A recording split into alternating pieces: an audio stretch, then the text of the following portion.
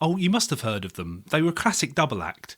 First there was the little bloke, he was the eldest. He was all twinkly worldly charm and restless energy. He was always seizing the day to start some cheeky new enterprise.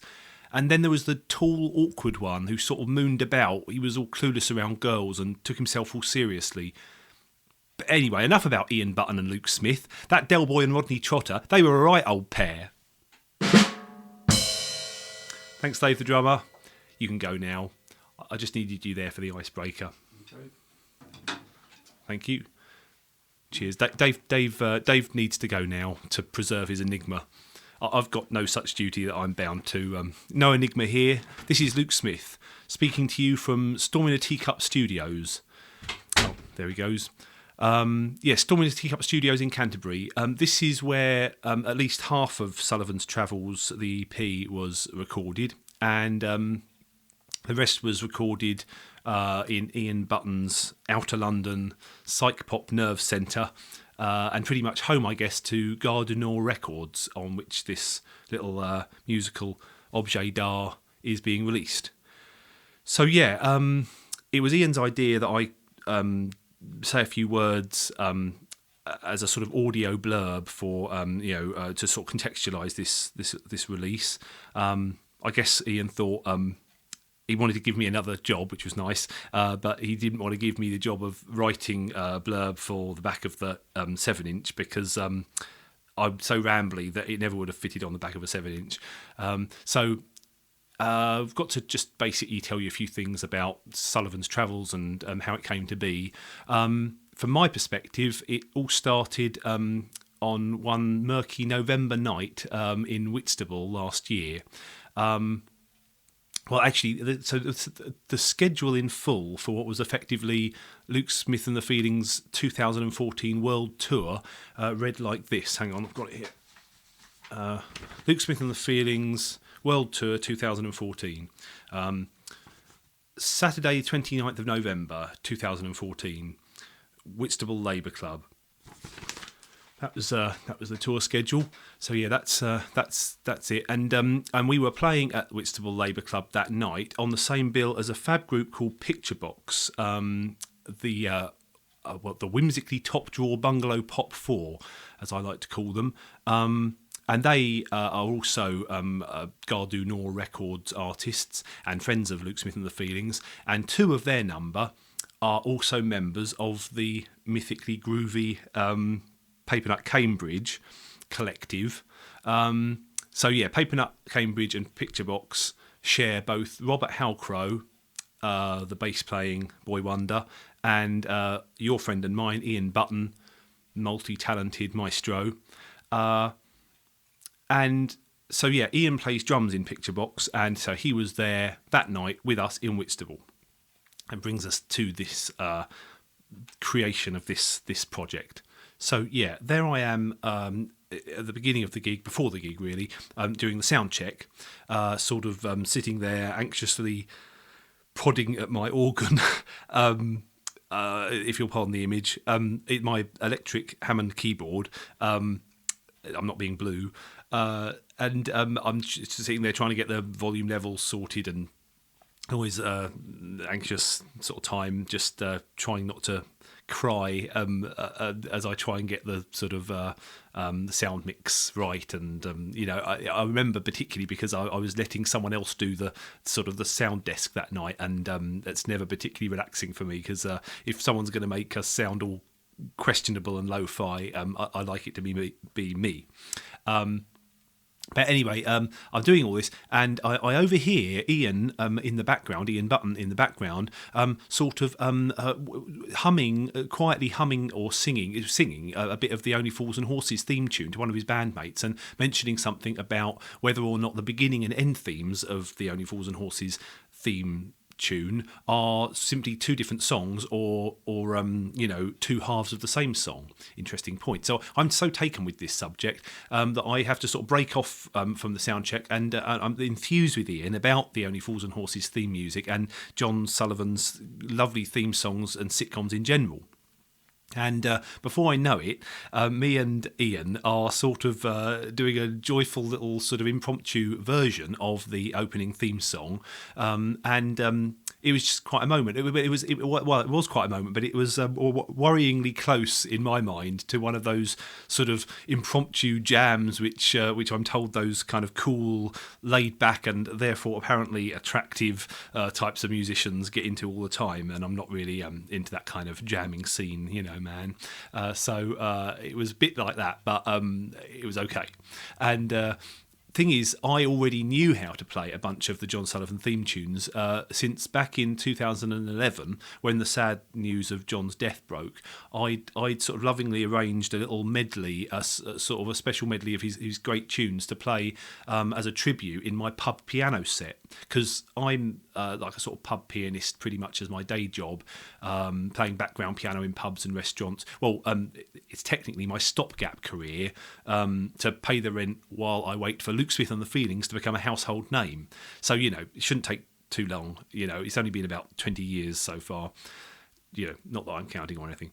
And this shared revelry, anyway, in John Sullivan's songs between me and Ian, sort of it led to this further chat, and turned out Ian was planning to release a single featuring the two Only Fools and Horses theme songs, or are they two halves of the same song? You decide.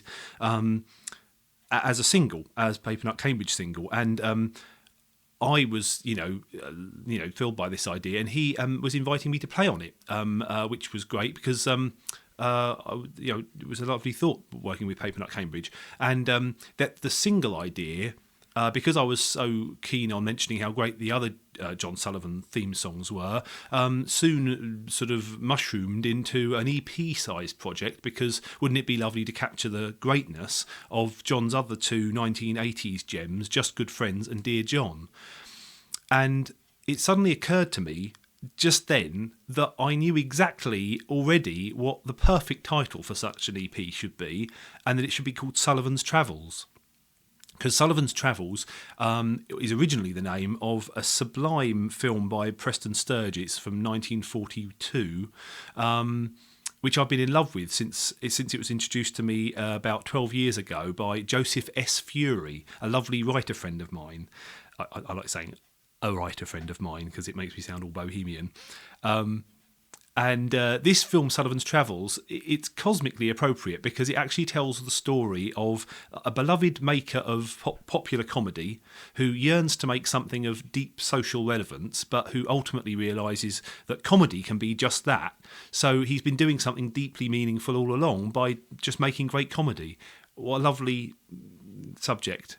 And John Sullivan's comedy really has been there for me when I've needed it. It's helped me and comforted me through some quite difficult times, and I truly am a grateful fan, and I know that Ian's a sincere fan too. So just in case this EP could be taken for some kind of kitschy, cool nostalgia fest, I'd never have wanted to touch the project if it had been laced with kitsch or cool, or let alone both kitsch and cool. I suppose they are connected. They are pretty much just allergens to me, and so I wouldn't have got involved in that. John Sullivan, what can you say about his wonderful work? Well, for me, one of the things that is so magical about John Sullivan is that the vision he had for each of his sitcoms, it was so complete. There were just no shortcuts, and the fact that you could sort of sense that no one except the man himself could have come up with those perfect theme tunes to sort of absolutely set the tone of these sort of achingly humane sitcom worlds that he created. It's just a fab testament to his sort of tender vision. And like anyone who grew up in the 1980s in England in front of a telly, I only have to hear the first couple of bars of the Only Fools and Horses theme, and I just, I well up because it's just so comforting and magical. It's impeccable, and it just transports you to the sort of cosy glow of Del and Rodney's tap-filled Pokey Peck and Pad, and equally, Dear John is sort of comforting. Well, I mean, it's almost so bleak and plaintive, Dear John, that it's barely comforting at times, but it's so touching and human and sympathetic. And Just Good Friends, I love Just Good Friends. It's got this wistfulness and a sort of tremulous, very evocative quality, and the theme song very much has got that, as well as the programme itself. And you just start to feel for the characters in all these programmes, and so that even if there weren't any jokes, I think there'd still be something to watch, you know. But they are also really funny in a nice, lovely kind of everyday kind of way.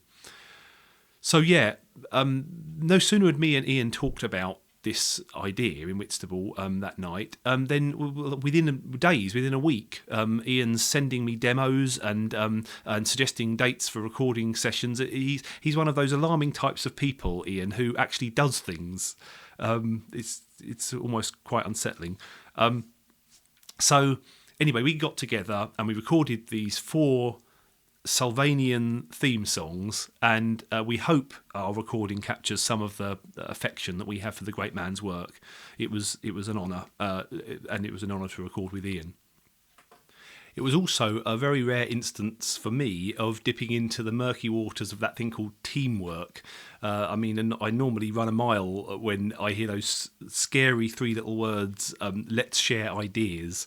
But in honour of the great John Sullivan and to work with Ian, I just about managed to sort of suspend my anxious control freakery, and I embraced becoming part of a sort of supergroup.